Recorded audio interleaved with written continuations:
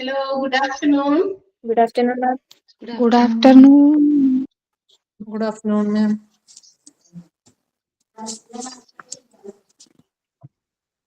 Good afternoon.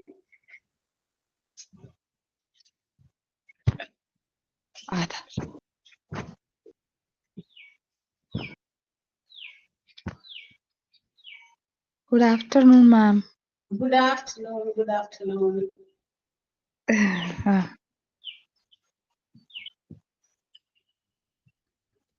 സുഖാണോ എല്ലാവർക്കും? Good afternoon, ma'am. Yeah, fine. Fine. Okay, Fine. very good.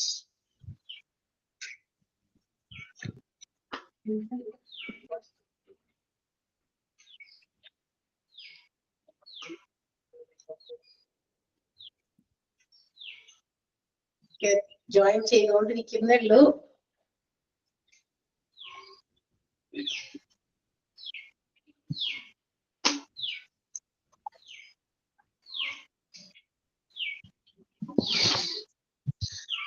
സുഖായിരിക്കുന്നു.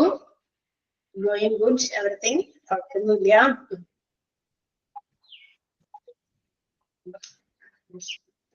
Yes, തുടങ്ങാം. അതിനു മുമ്പ് നിങ്ങളുടെ ഫസ്റ്റ് ആൻഡ് സെക്കൻഡ് മൊഡ്യൂള് കഴിയുമ്പോൾ നമുക്കൊരു എക്സാം ഉണ്ടാവും എന്നുള്ള കാര്യം എല്ലാവർക്കും അറിയാലോ അല്ലേ? Yes.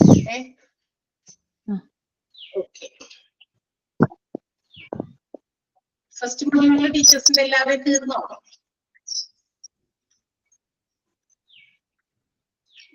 Second module complete. Second module കുറച്ചും കൂടി ഉണ്ട്. ഫസ്റ്റ് മൊഡ്യൂൾ കംപ്ലീറ്റ് ചെയ്തോന്നാണ് ചോദിച്ചത്. ഫസ്റ്റ് മൊഡ്യൂളിലെ ഓൾമോസ്റ്റ് എല്ലാവരെയും തീർന്നിട്ടുണ്ടാവുമായിരിക്കും അല്ലെ? ഫസ്റ്റ് കഴിഞ്ഞു. ഓക്കെ, ജോയിൻ ചെയ്ത് കഴിഞ്ഞോ എല്ലാവരും?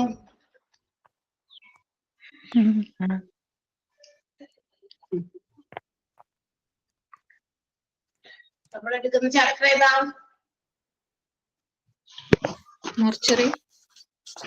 Mortuary services. അതെ, നമ്മൾ കഴിഞ്ഞ ക്ലാസ്സില് നമ്മുടെ CSSD എന്ന് പറയുന്ന ചാപ്റ്റർ കംപ്ലീറ്റ് ചെയ്തിട്ട് നമ്മളൊരു പുതിയ ചാപ്റ്ററിലേക്ക് പോയി. ഏതായിരുന്നു? മോർച്ചറി സർവീസസ് അല്ലെ? From the word mortuary derived from, അങ്ങനെ ചില കുറച്ച് എന്താ പറയാ മോർച്ചറിയെ സംബന്ധിക്കുന്ന ചില കുറച്ച് കാര്യങ്ങളൊക്കെ നമ്മൾ അതിന് ഒരു ഇൻട്രൊഡക്ഷൻ പോലെ പറഞ്ഞു തീർത്തു. ഒക്കെ വായിച്ചു നോക്കിയോ?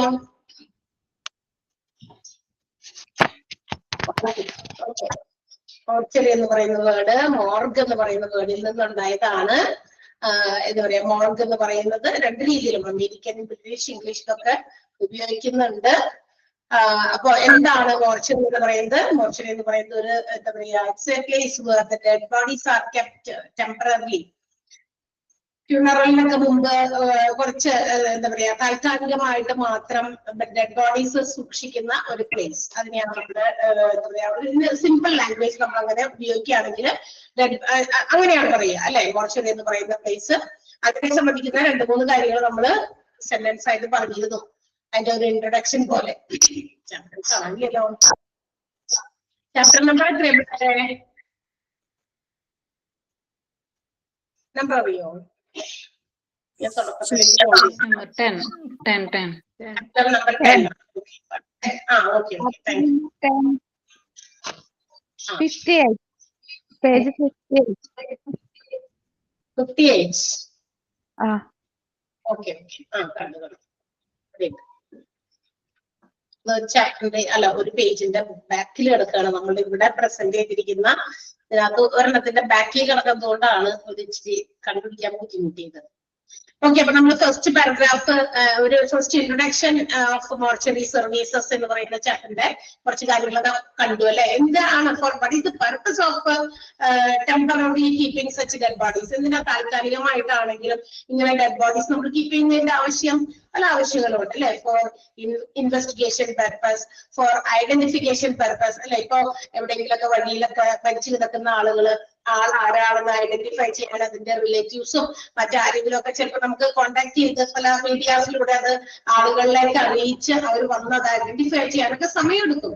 അപ്പൊ അത്രയും ആ ഒരു സമയത്തേക്കെങ്കിലും ആ പറയുന്ന എന്താ പറയാ ഡെഡ് ബോഡി വെല്ലോടത്തൊക്കെ ഇങ്ങനെ നമുക്ക് വളരെ കെയർലെസ് ആയിട്ടൊന്നും നമുക്ക് ഇടാനൊന്നും പറ്റില്ല. അപ്പൊ അതിനു വേണ്ടിയിട്ടുള്ള എന്താ പറയാ ലൊക്കാലിറ്റിയിൽ ഏത് ലൊക്കാലിറ്റിയിലുള്ളതാണെങ്കിലും അവിടുത്തെ ഹോസ്പിറ്റൽസിൽ ഒരു മോർച്ചറി സൗകര്യം എന്തായാലും ഉണ്ടായിരിക്കുന്നത് വളരെ എന്താ പറയാ നല്ലതാണ്. കാരണം ഈ പറയുന്ന ഡെഡ് ബോഡീസ് ഇതുപോലെയുള്ള പല ആവശ്യങ്ങൾക്ക് നമുക്ക് എന്ത് ചെയ്യാം, സ്റ്റോർ ചെയ്ത് വെക്കാം.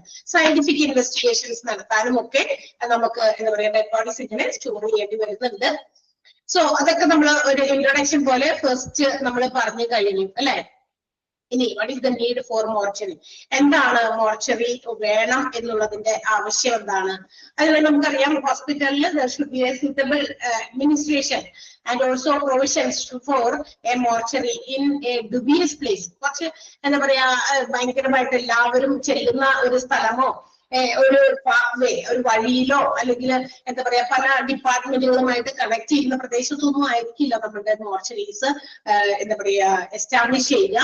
അതൊരു ഡുബിയസ് പ്ലേസിലാണ്, ഒരു ഇച്ചിരി സംശയാസ്പദമായിട്ടുള്ള പ്ലേസിലൊക്കെ ആയിരിക്കും ഡെഡ് ബോഡീസ് കീപ്പ് ചെയ്യാൻ വേണ്ടിയിട്ടുള്ള മോർച്ചറീസ് കൺസ്ട്രക്ട് ചെയ്യുന്നത് അല്ലെങ്കിൽ എസ്റ്റാബ്ലിഷ് ചെയ്യുന്നത്. ദാറ്റ് മീൻസ് ഈ പറയുന്ന കാര്യങ്ങൾക്കൊക്കെ വേണ്ടി ഫോർ ഇൻവെസ്റ്റിഗേഷൻ പർപ്പസ് ആയിരിക്കാം, അതുപോലെ സയന്റിഫിക് ഇൻവെസ്റ്റിഗേഷൻസിന് വേണ്ടിയിട്ടായിരിക്കാം, ഐഡന്റിഫിക്കേഷന് വേണ്ടിയിട്ടായിരിക്കാം.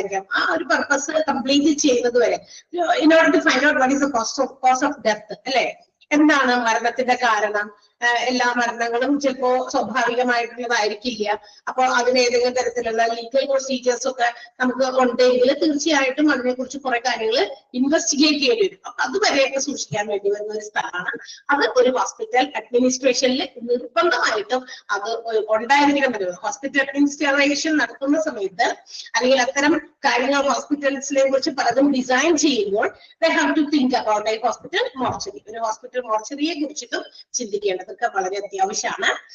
ഇനി എന്താ പറയാ it is beneficial to all those who come in to contact with a hospital. തീർച്ചയായിട്ടും ഒരു ഹോസ്പിറ്റലുമായിട്ട് കോണ്ടാക്ട് ചെയ്യുന്ന പല ആളുകൾക്കും ബെനിഫിഷ്യൽ ആയിട്ടുള്ള ഒരു കാര്യമാണ് ഒരു ഹോസ്പിറ്റലിന്റെ മോർച്ചറി സർവീസ് എന്ന് പറയുന്നത്. Like police, medical student, staff and also relative of the diseased person. അത് മരിച്ച ആളുടെ റിലേറ്റീവ്സിനോ അല്ലെങ്കിൽ പോലീസ് ഇൻവെസ്റ്റിഗേഷന് വേണ്ടിയിട്ടോ ഹോസ്പിറ്റൽസിന്റെ മറ്റേതെങ്കിലും സ്റ്റാഫുകൾക്ക് വേണ്ടിയിട്ടോ ഒക്കെ വേണ്ടിയിട്ട് ഡോക്ടേഴ്സിനൊക്കെ വേണ്ടിയിട്ട് ഇങ്ങനെയുള്ള കുറെ ഒരു group of people those who R beneficial ഈ മോർച്ചറി സർവീസസിന്റെ ആ ഒരു ഇത് എന്താ പറയാ നേട്ടമാണ് കൈവരിക്കുന്ന ആൾക്കാരാണ്. എന്ന് വെച്ചാൽ അവർക്ക് പല കാര്യങ്ങൾക്കും ഈ പറയുന്ന മോർച്ചറി ഹെൽപ്പ് ചെയ്യുന്നുണ്ട്. ഓക്കെ, അപ്പൊ അതുകൊണ്ട് ആ രീതിയിലും മോർച്ചറിനെ പ്ലാൻ ചെയ്യണം ഒരു ഹോസ്പിറ്റൽ അഡ്മിനിസ്ട്രേഷൻ. ഓക്കെ, അതിന്റെ അകത്തുണ്ടായിരിക്കണം. പിന്നെ mortuary facilities in A hospital also it is very important for public relations. അത് നമ്മുടെ പബ്ലിക് റിലേഷൻസ് പൊതുജന താല്പര്യങ്ങൾക്ക് വേണ്ടിയിട്ട് എന്നുവെച്ചാൽ ഒരു എന്താ പറയാ ഹോസ്പിറ്റലില് ഒരു മോർച്ചറി ഉണ്ടാകേണ്ടത് വളരെ അത്യാവശ്യമാണ്. കാരണം ഒരു പബ്ലിക് റിലേഷൻസ് കീപ്പ് ചെയ്യാനായിട്ട് എന്ന് വെച്ചാൽ ഇപ്പൊ ഏതെങ്കിലും ഒരാൾ മരണപ്പെട്ടു ഹോസ്പിറ്റൽസിൽ ചിലപ്പോൾ ഇൻപേഷ്യന്റ് ആയിരുന്ന ഹോസ്പിറ്റലൈസ്ഡ് ആയിരുന്ന എന്തെങ്കിലും രോഗമായിട്ട് ഹോസ്പിറ്റലൈസ്ഡ് ആയിരുന്ന ആള് മരണപ്പെട്ടു.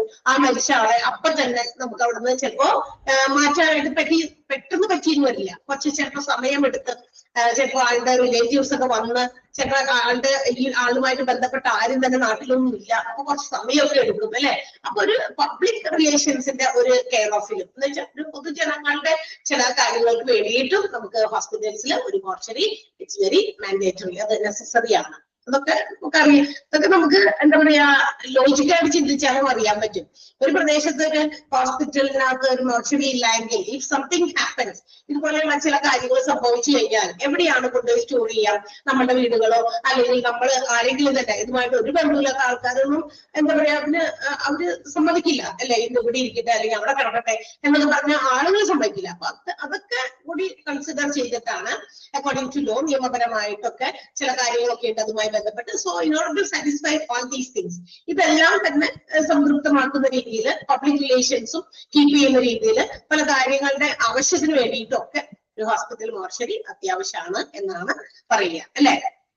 ഇനി ഡെഡ് ബോഡി നമുക്കറിയാം ഒരു ഹോസ്പിറ്റലില് മോർച്ചറിയിലൊക്കെ കീപ്പ് ചെയ്യുമ്പോൾ അതിന് ലീഗൽ ഇമ്പോർട്ടൻസ് ഉള്ള ഡെഡ് ബോഡീസ് ഉണ്ടായിരിക്കും. വളരെയധികം എന്താ പറയാ നിയമപരമായിട്ടുള്ള കാര്യങ്ങൾക്ക് പ്രാധാന്യമുള്ള ചില ഡെഡ് ബോഡീസ് ഉണ്ടായിരിക്കും. അപ്പൊ അങ്ങനെയുള്ള medico legal importance. Legal means ഹോസ്പിറ്റൽസുമായിട്ട് ബന്ധപ്പെട്ട് ലീഗലി ചില പ്രാധാന്യമുള്ള കാര്യമാണ് ഹോസ്പിറ്റലിൽ വരുന്ന ഈ പറയുന്ന ഡെഡ് ബോഡീസ് എല്ലാം തന്നെ. So for any particular type of settlements, പല കാര്യങ്ങളുടെയും എന്താ പറയുക സെറ്റിൽമെന്റുകൾ നടക്കുന്നത് എന്ന് വെച്ചാൽ ചില കോംപ്രമൈസും അതുപോലെയുള്ള പല കാര്യങ്ങളുടെയും ഒരു ഒത്തുതീർപ്പിനും ഒക്കെ വേണ്ടിയിട്ടൊക്കെ ഡെഡ് ബോഡീസ് നമുക്ക് മോർച്ചറിയിൽ കീപ്പ് ചെയ്യേണ്ടതുണ്ട്.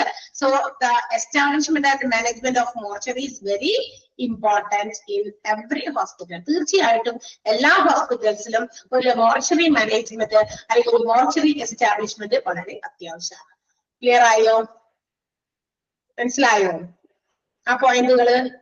ഓക്കെ, ആ പോയിന്റുകളിൽ നമുക്ക് അണ്ടർലൈൻ ചെയ്യേണ്ട പോയിന്റ് ഉണ്ട്. Second point, A precisely planned mortuary complex is beneficial to all those who come in contact with, that is police, doctors, medical students, staff and relatives of the dead എന്ന് പറയുന്ന ആ ഒരു sentence ഒന്ന് underline ചെയ്യാം point കേട്ടോ.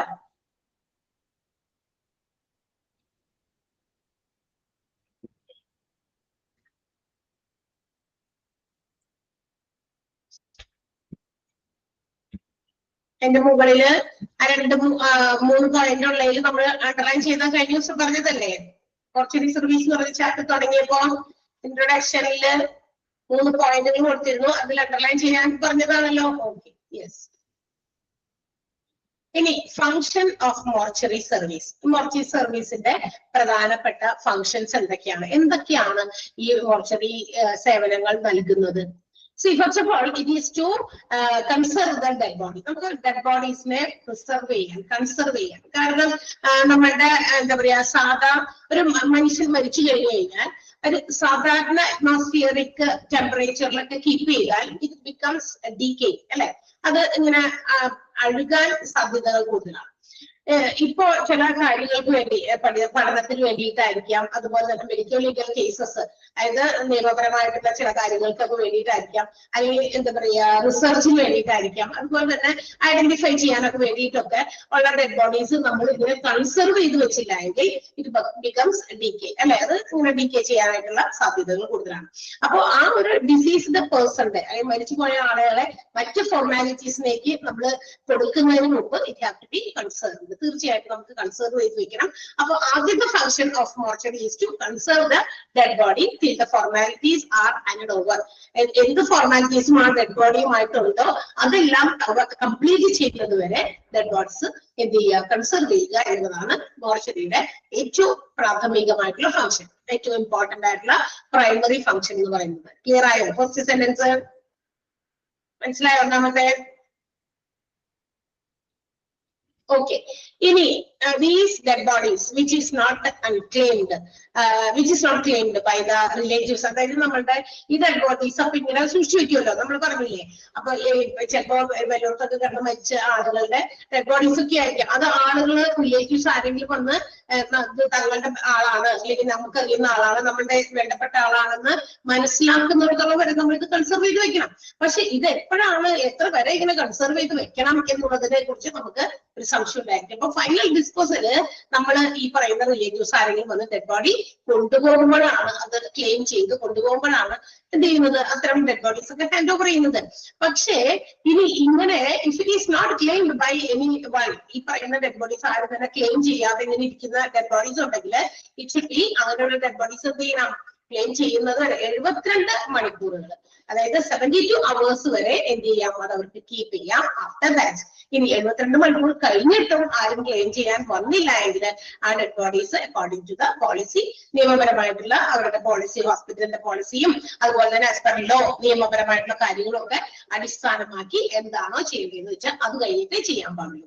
Up to that ആ 72 മണിക്കൂർ അവരവിടെ കൺസർവ് ചെയ്ത് വെക്കണം ക്ലെയിം ചെയ്യുന്നത് വരെ. അപ്പൊ ക്ലെയിം ചെയ്യാനായിട്ട് വരികയായി, ദാറ്റ് മീൻസ് ആഫ്റ്റർ 72 അവേഴ്സ്, ഇനി 72 മണിക്കൂറും കഴിഞ്ഞു ആരും തന്നെ ഈ പറയുന്ന ഡെഡ് ബോഡിയുമായിട്ട് ബന്ധപ്പെട്ട ആരും തന്നെ വന്നിട്ടില്ല, അവരുടേതാണെന്ന് പറഞ്ഞ് ക്ലെയിം ചെയ്തിട്ടില്ല, ഇനിയും അവിടെ അധികം നേരം സൂക്ഷിക്കാൻ പറ്റുമൊന്നുമില്ല അല്ലെ. അപ്പൊ ഇതിനൊക്കെ ഒരു ലിമിറ്റേഷൻ ഉണ്ട്, അതിന്റേതായ ചില പരിമിതികളുണ്ട്. If another dead bodies are coming, അതായത് കൂടുതൽ ഡെഡ് ബോഡീസ് വരുമ്പോ the place may be insufficient, ആവശ്യത്തിന് സ്ഥലം നമ്മുടെ മോർച്ചറിയിൽ തികയില്ല. അപ്പൊ അങ്ങനെയുള്ള കാര്യങ്ങൾക്കും മറ്റു പല ആവശ്യങ്ങൾക്കും ഒക്കെ വേണ്ടി പിന്നെ പ്രിസർവേഷന്റെ ആ ഒരു രീതികളും അതിനൊക്കെ ഒരു ലിമിറ്റ് ഉണ്ട്. അപ്പൊ അതിനൊക്കെ ശേഷം അപ്പൊ 72 മണിക്കൂറിൽ നമുക്ക് ഇങ്ങനെ വെക്കാം. അതിനുശേഷവും ആരും ക്ലെയിം ചെയ്യാത്ത ഡെഡ് ബോഡീസ് എന്ത് ചെയ്യേണ്ടി വരും? നിയമപരമായിട്ട് എന്താണോ ആ എക്സിസ്റ്റിംഗ് ആയിട്ടുള്ള ഹോസ്പിറ്റലിന്റെ പോളിസി അവിടെ ആ സമയത്ത് ഓരോ സമയത്തും ചില നിയമങ്ങളൊക്കെ മാറി മാറി വരും. So according to the law prevailing ആ സമയത്ത് നിലനിൽക്കുന്ന ലോയും അനുസരിച്ച് എന്ത് ചെയ്യാം? അവർക്ക് എന്താ ചെയ്യേണ്ടതെന്ന് വെച്ചാൽ കാര്യങ്ങൾ ചെയ്യാം. അത് ഡെഡ് ബോഡീനെ ഡിസ്പോസ് ചെയ്യുന്ന കാര്യവുമായി ബന്ധപ്പെട്ട് എന്താണോ ചെയ്യേണ്ടത് അവർക്കത് ഡിസൈഡ് ചെയ്യാം. ക്ലിയർ ആയോ? മനസ്സിലായോ? Second point. യെസ്. അപ്പൊ സെക്കൻഡ് പോയിന്റ് ഒന്ന് അണ്ടർലൈൻ ചെയ്യേണ്ട ഭാഗം ഞാൻ പറയാം. Bodies that are not claimed are kept for 72 hours. Claim ചെയ്യാത്ത ബോഡികൾ 72 hours വരെ നമ്മൾ എന്ത് ചെയ്യണം? കീപ്പ് ചെയ്യണം. 72 hours വരെ എന്തായാലും വെച്ചോളണം. And unless claimed till that period, ആ സമയം കഴിഞ്ഞിട്ടും ക്ലെയിം ചെയ്യാത്തതാണെങ്കിൽ disposal of the dead body is done in keeping with the existing policy of the hospital as per the law of the land. അവിടുത്തെ ആ നിലനിൽക്കുന്ന നിയമവും ഹോസ്പിറ്റലിന്റെ പോളിസീസും അനുസരിച്ച് നമ്മളുടെ എന്ത് ചെയ്യാം? ഡെഡ് ബോഡീസ് ഡിസ്പോസൽ ചെയ്യാവുന്നതാണ്. മനസ്സിലായോ? ഇപ്പോ എന്തെങ്കിലും ഫ്യൂണറൽസ് ഒക്കെ അല്ലെങ്കിൽ ഇത് എന്താ പറയാ ബെറി ചെയ്യണം, കുഴിച്ചിടണം, എന്താണെങ്കിലും അവിടുത്തെ ആ പ്രദേശവും അവിടുത്തെ പ്രദേശത്ത് നിലനിൽക്കുന്ന ചില നിയമങ്ങളൊക്കെ ചിലപ്പോൾ അതിന് മാൻഡേറ്ററി ആണ്, അനുശാസിക്കേണ്ടി വരും. സോ അക്കോർഡിംഗ് ടു ദാറ്റ് അതെല്ലാം കണക്കിലെടുത്തതിന് ശേഷം മാത്രമാണ് ആ ഡെഡ് ബോഡി ഡിസ്പോസ് ചെയ്യേണ്ടത് എന്നുള്ള പോയിന്റ് ആണ്, ഇമ്പോർട്ടന്റ് ആണ്, അണ്ടർലൈൻ ചെയ്യണേ.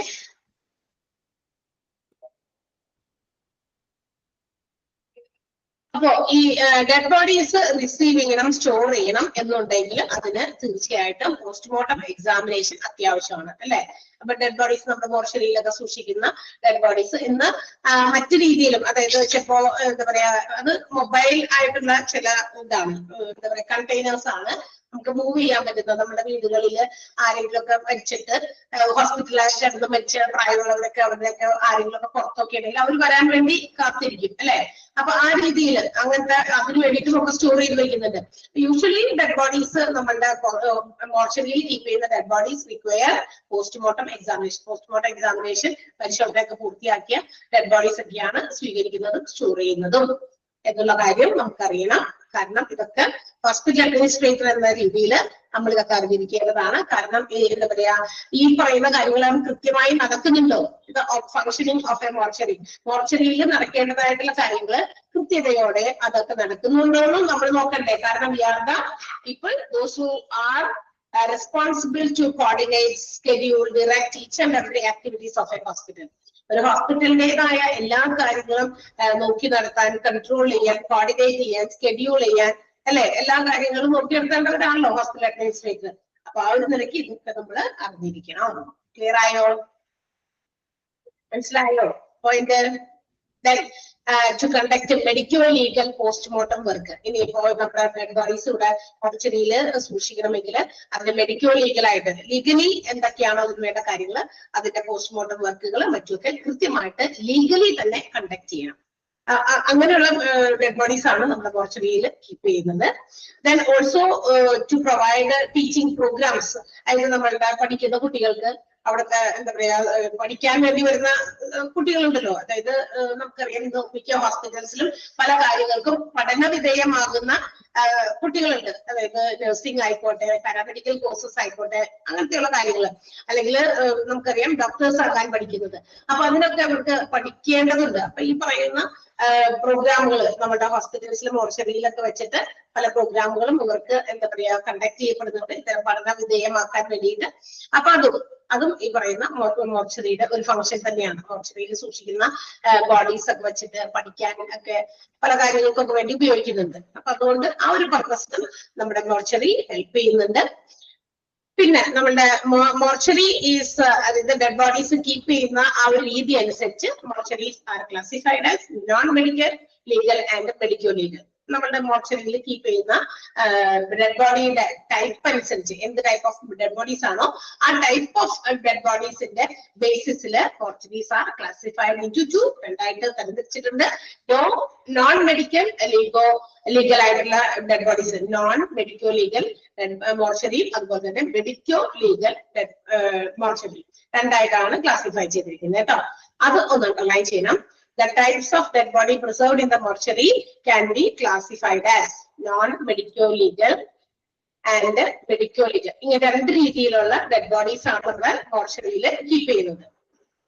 രണ്ട് ടൈപ്പ് ഓഫ് ഡെഡ് ബോഡീസ്. അതെന്താണെന്ന് നിങ്ങൾക്ക് തന്നെ മനസ്സിലായിട്ടുണ്ടാകും. എന്താ നോൺ മെഡിക്കോ ലീഗൽ എന്ന് പറയുമ്പോൾ അതായത് നിയമപരമായിട്ടുള്ള കാര്യങ്ങൾക്കും പ്രാധാന്യമൊന്നുമില്ല അതിന്. കാരണം വെച്ചിട്ടുണ്ടെങ്കിൽ എന്താ പറയാ, ഏതെങ്കിലും തരത്തിലുള്ള ഹോസ്പിറ്റൽസിലേക്ക് എത്തുന്നതിന് മുമ്പൊക്കെ മരണപ്പെട്ടതിനാണ് കൂടുതലും നിയമപരമായിട്ടുള്ള സാധ്യതകൾ കൂടുതൽ വരാം. What happens to that particular person, എങ്ങനെ സംഭവിച്ചു, എന്താണ് മരണത്തിന്റെ കാരണം, ഇതൊക്കെ അന്വേഷിക്കേണ്ടി വരും. അങ്ങനെയുള്ള ലീഗലി ചില കാര്യങ്ങൾക്കൊക്കെ വേണ്ടി വരുന്ന ഡെഡ് ബോഡീസ് ആണ് കേട്ടോ മെഡിക്കോ ലീഗൽ എന്ന് പറയുന്നത്. നോൺ മെഡിക്കോ ലീഗൽ എന്ന് പറഞ്ഞാൽ അത്തരം കാര്യങ്ങളൊന്നും ആവശ്യമില്ലാത്തത്. ഓക്കെ, ക്ലിയർ ആയോ? സെന്റൻസ് അണ്ടർലൈൻ ചെയ്തോ?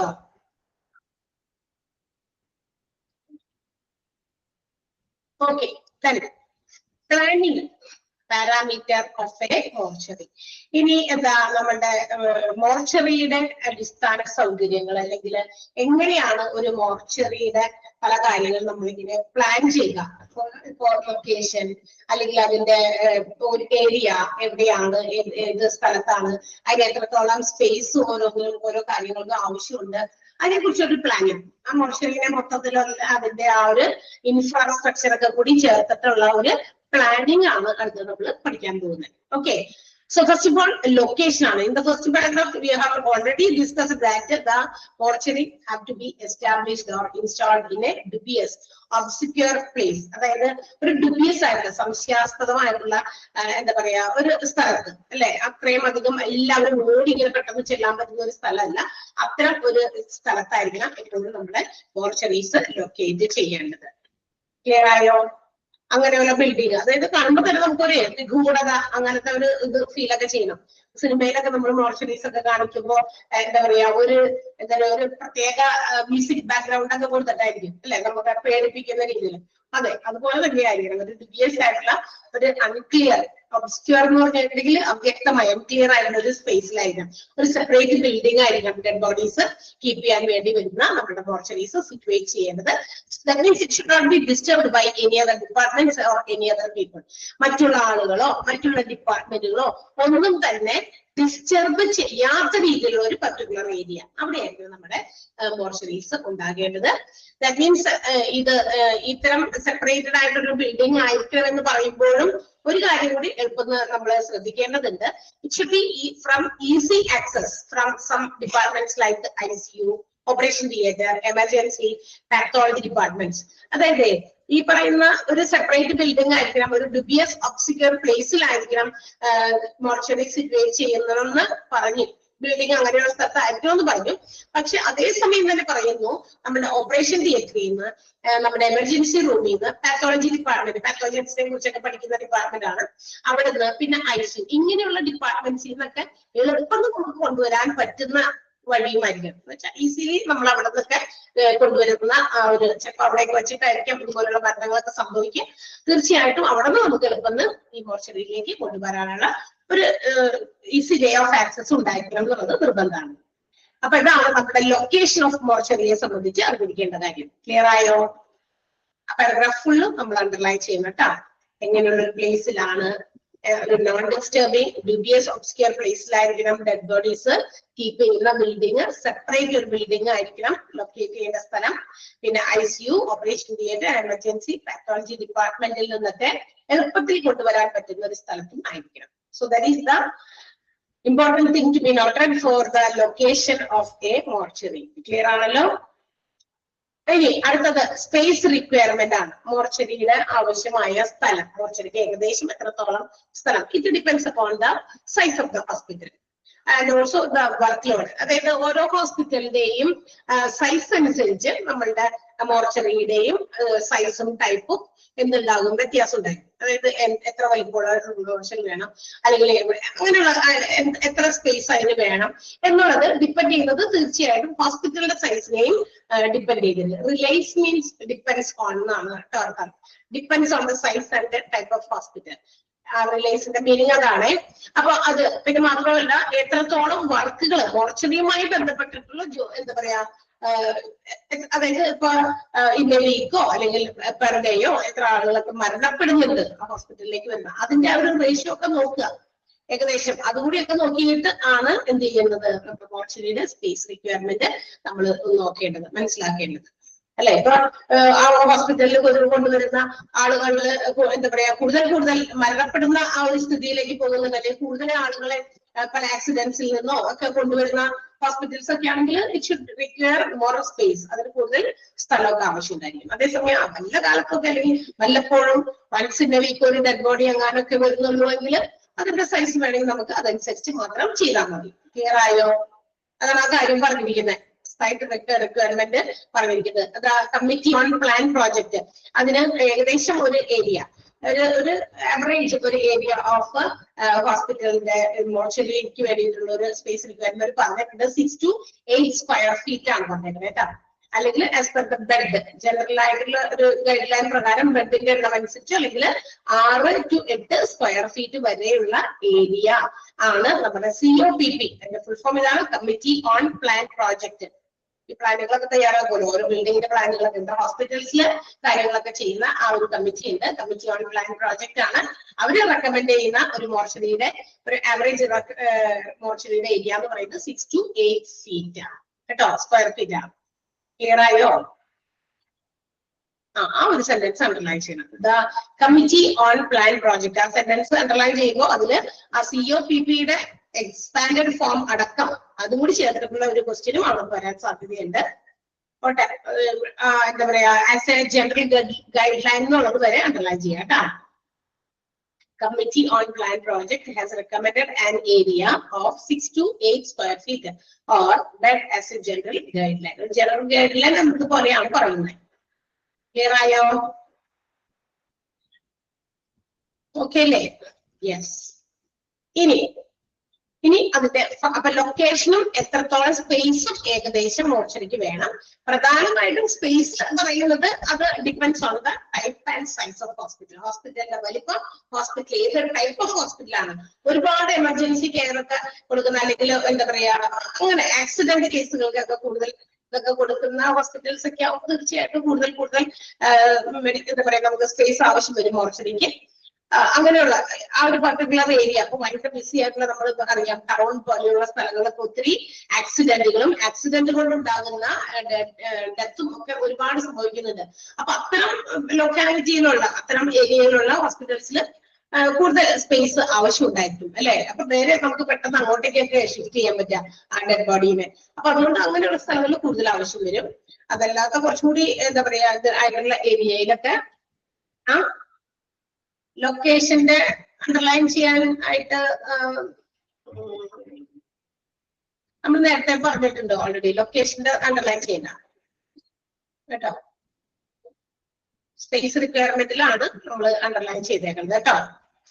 ഇനി ഫങ്ഷണൽ ഏരിയാസ് ആണ്. എന്തൊക്കെ കാര്യങ്ങളാണ് ഇതിന്റെ ഫങ്ഷനിങ് വേണ്ടി, അതായത് പ്രോപ്പർ ആയിട്ട് നമ്മുടെ മോർച്ചറി സർവീസസ് ഫങ്ഷൻ ചെയ്യുമ്പോൾ അതുമായി ബന്ധപ്പെട്ടുള്ള ചില ഏരിയാസ് ആണ്.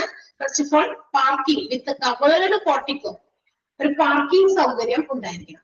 ഹോസ്പിറ്റൽസിലേക്ക് കൊണ്ടുവരുന്ന മോർച്ചറീസിലേക്ക് കൊണ്ടുവരുന്ന എന്താ പറയാ ഡെഡ് ബോഡീസ് ഒക്കെ കൊണ്ടുവരുമ്പോ അത് പാർക്ക് ചെയ്യാൻ കുറച്ചു നേരം ചിലപ്പോ അവിടെ ഫ്രണ്ടിൽ പാർക്ക് ചെയ്യേണ്ടി വരും. ഒരു പോർട്ടിക്കോ എന്ന് പറഞ്ഞാൽ അറിയാലോ അല്ലെ, നമ്മുടെ വീടിനൊക്കെ ഉണ്ടാവൂലേ പോർട്ടിക്കോ.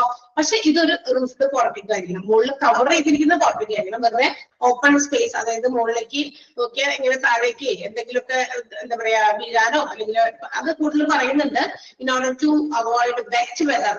അതുപോലെ തന്നെ എന്താ പറയാ നമ്മളുടെ അങ്ങോട്ടേക്ക് ഇങ്ങോട്ടൊക്കെ ഷിഫ്റ്റ് ചെയ്യുമ്പോൾ ഇതൊക്കെ ഇങ്ങനെ ഓപ്പൺ ആയി കിടക്കുകയാണെങ്കിൽ നമ്മളവിടെ പാർക്ക് ചെയ്തിരിക്കുന്ന സമയത്ത് ആ ഡെഡ് ബോഡീസ് അകത്തേക്ക് കയറ്റുന്നതിന് ഇപ്പൊ കുറച്ചു നേരമൊക്കെ നമ്മളിങ്ങനെ പാർക്ക് ചെയ്യേണ്ടി വരുമ്പോൾ ചിലപ്പോൾ പെട്ടെന്ന് മഴ വരാനോ ഒക്കെയുള്ള സാധ്യതകളൊക്കെ ഉണ്ട്. അല്ലെങ്കിൽ മറ്റേതെങ്കിലും രീതിയിൽ അറ്റ്മോസ്ഫിയറിലെ മോയ്സ്ചർ തന്നെയാണെങ്കിലും ഡെഡ് ബോഡീസിലൊക്കെ കയറി പിടിക്കാൻ സാധ്യത. അപ്പൊ ഇതൊക്കെ അവോയ്ഡ് ചെയ്യാൻ വേണ്ടിയിട്ട് എന്താ പറയാ എന്തെങ്കിലും സ്ക്രീനോ അല്ലെങ്കിൽ മുകളിൽ കവർ ചെയ്തിരിക്കുന്ന പോർട്ടിക്കോയോ ഉണ്ടായിരിക്കണം. അത് കൃത്യമായിട്ട് കവർ ചെയ്തിരിക്കുന്ന ഏരിയ ആയിരിക്കണം. ആൻഡ് ഓൾസോ അതിനും ഒരു പർട്ടിക്കുലർ ഏരിയ പറയുന്നത് 18 മീറ്റർ സ്ക്വയർ ആണ് കേട്ടോ. അത്രയും ഒരു ഏരിയ എങ്കിലും നമ്മുടെ എന്താ പറയാ ഒരു പോർട്ടിക്കോ പോലെ പാർക്കിങ്ങിന് വേണ്ടി ഉണ്ടായിരിക്കണം. 18 മീറ്റർ സ്ക്വയർ കേട്ടോ. മീറ്റർ സ്ക്വയറിനാണ് സ്ക്വയറിന്റെ 2 ആണ് താഴേക്ക് പോയേക്കണേ. ശരിക്കും മീറ്റർ സ്ക്വയർ അങ്ങനെയല്ലോ, ഇതാ എം ഇട്ടിട്ട് മുകളിൽ ഒരു 2 കുഞ്ഞിതാക്കി 2 മുകളിലേക്ക് വരിക. അത് പ്രിന്റിങ്ങിൽ അങ്ങനെ വന്നതായിരിക്കും. ചിലപ്പോൾ നിങ്ങളുടെ തിരുത്തിയിട്ടുണ്ടാവുന്ന എനിക്കറിയില്ല.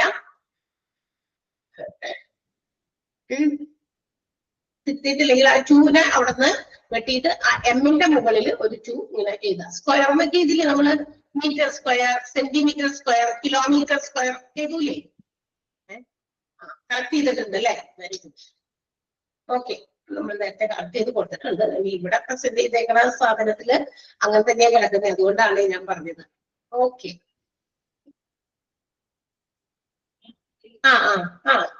ശരിയാക്കി നമ്മള് അത് നേരത്തെ ഒക്കെ പഠിപ്പിച്ചപ്പോ അതാക്കിയിട്ടുണ്ട്. എന്നാലും ഇവിടെ എന്റെ പ്രസന്റ് ചെയ്തിരിക്കുന്നതിൽ അങ്ങനെ തന്നെ കിടക്കുന്നത്, അതുകൊണ്ട് നിങ്ങൾക്ക് കൺഫ്യൂഷൻ വരണ്ടല്ലോ എന്ന് വിചാരിച്ച് പറഞ്ഞതാ.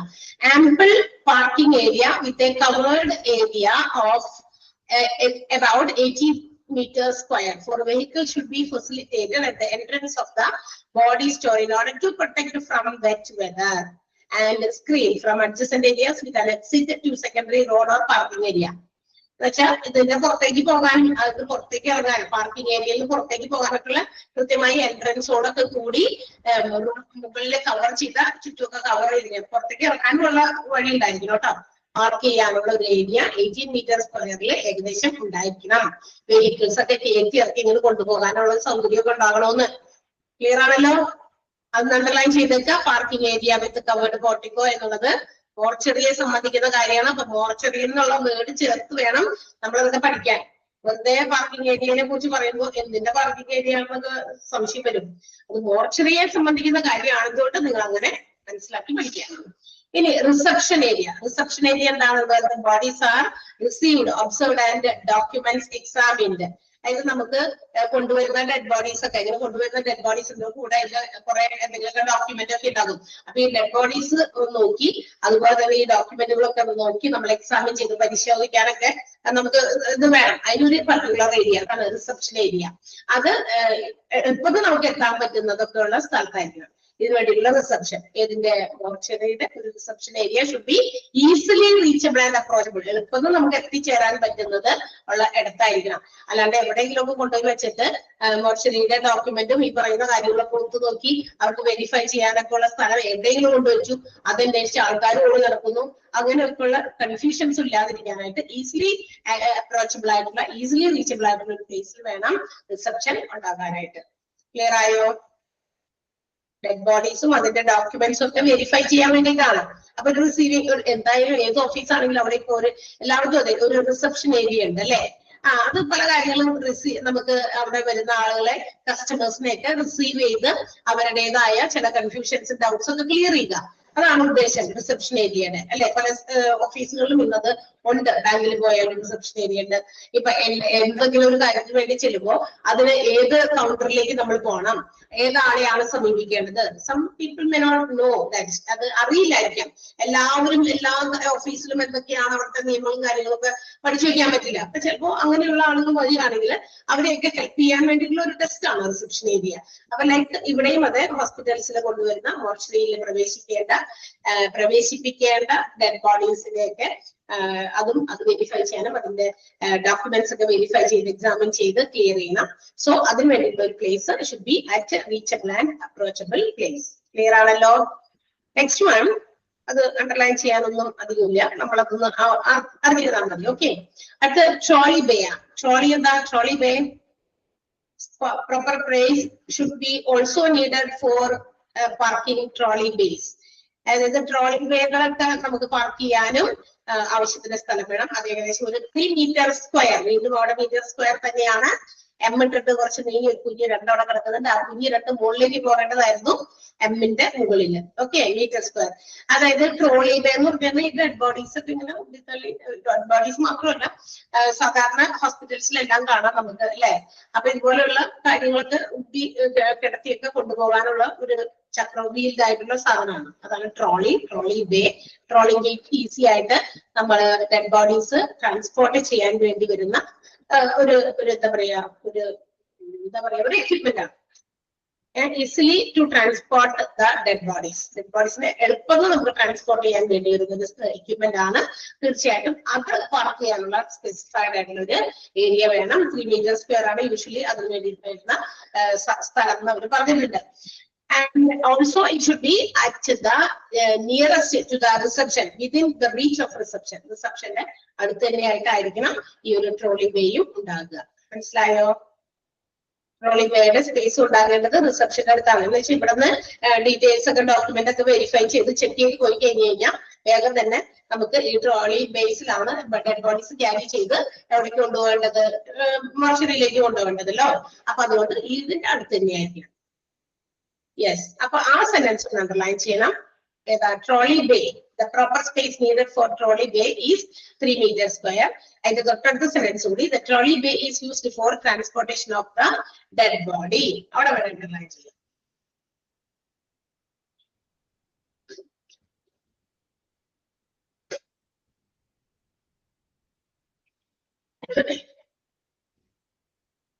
ചെയ്തോ?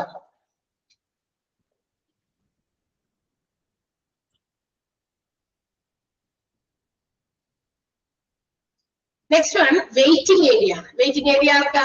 നമ്മുടെ ഡെഡ് ബോഡീസ് ചിലപ്പോ ഐഡന്റിഫൈ ചെയ്യാനോ മറ്റു കാര്യങ്ങൾക്കോ ഒക്കെ വേണ്ടിയിട്ട് മേ ബി വിസിറ്റേഴ്സും റിലേറ്റീവ്സും ഒക്കെ വന്നും പോയൊക്കെ ഇരിക്കും. അപ്പൊ അവർക്ക് വെയിറ്റ് ചെയ്യാൻ വരുമ്പോ തന്നെ നമ്മൾ വേഗം കാണിച്ചു കൊടുക്കാൻ പറ്റില്ല. അപ്പൊ തീർച്ചയായിട്ടും അവർ വരുമ്പോ അവർക്ക് വെയിറ്റ് ചെയ്യാൻ വേണ്ടിയിട്ട് വരുന്ന ഒരു വെയിറ്റിംഗ് റൂം അതിനും ഇനഫ് ആയിട്ടുള്ള സ്പേസ് കൊടുത്തിരിക്കണം. ഏകദേശം ഒരു 15 മീറ്റർ സ്ക്വയറിനാണ് പറഞ്ഞേക്കണേ ഒരു entry for the visitors and relatives.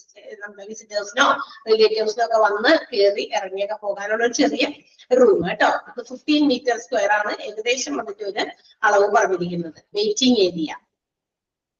A waiting room of 15 meters square is suggested for the entry to visitors and relatives. എന്ന് മാത്രം പറഞ്ഞ് പഠിച്ചാൽ പോരാ. ഇൻ മോർച്ചറി കൂടി പഠിക്കണം അതിന്റെ കൂടെ കേട്ടോ. മോർച്ചറിയിൽ വരുന്ന വിസിറ്റേഴ്സിനും റിലേറ്റീവ്സിനും വേണ്ടി, അല്ലാതെ എല്ലായിടത്തെയും വെയിറ്റിംഗ് ഏരിയ എത്ര വേണമെന്നല്ല. നമ്മുടെ ഇപ്പൊ പഠിക്കുന്നത് മോർച്ചറിയെ സംബന്ധിക്കുന്ന കാര്യങ്ങളായതുകൊണ്ടാണ് അവർ അതിന്റെ കൂടെ മോർച്ചറി എന്ന് ചേർക്കാത്തത്. കാരണം നമ്മൾ പഠിക്കുന്ന ചാപ്റ്റർ ആണല്ലോ. വീണ്ടും വീണ്ടും മോർച്ചറി എന്ന് നമ്മൾ ഇങ്ങനെ റിപ്പീറ്റ് ചെയ്ത് അത് എന്താ പറയാ, അത് വരണ്ടല്ലോ. അതിന് വേണ്ടിയിട്ടാണ് അങ്ങനെ എഴുതിയിരിക്കുന്നത്. പക്ഷെ നമ്മൾ എക്സാമിന് വേണ്ടി പഠിക്കുമ്പോ ഇതിന്റെ അകത്ത് ഒരു മോർച്ചറി ഒക്കെ ചിലപ്പോൾ ഉണ്ടാകും ഇല്ലേ? അല്ലാതെ വെറുതെ നിങ്ങളോട് a waiting room of dash metre square is suggested for every entry to visitors and relatives എന്ന് വെച്ച് കഴിഞ്ഞാൽ അതെന്താ, ഇത് ഏത് വിസിറ്റേഴ്സിനും റിലേറ്റീവ്സിനും വെയിറ്റ് ചെയ്യാനുള്ള ഏരിയനെ കുറിച്ച് പറഞ്ഞിരിക്കുന്നത് എവിടത്തെ കാര്യമോ എന്നൊക്കെ നമ്മൾ പണ്ട് നേരത്തെ പഠിച്ചിട്ടുണ്ട്. ഫാർമസി എന്ന് പറഞ്ഞ ചാപ്റ്റർ ഉണ്ടോ? പഠിച്ചോ? ഫാർമസി സെക്കൻഡ് ഇതിനകത്താണോ? പഠിച്ചു. അതിൽ നമ്മള് വെയിറ്റിംഗ് ഏരിയ പറയുന്നുണ്ട്. ഫാർമസിയിൽ വരുന്ന മെഡിക്കേഷൻസ് വാങ്ങിക്കാൻ വന്നിരിക്കുന്ന എല്ലാവർക്കും ഒറ്റയടിക്കൊന്നും കിട്ടില്ല.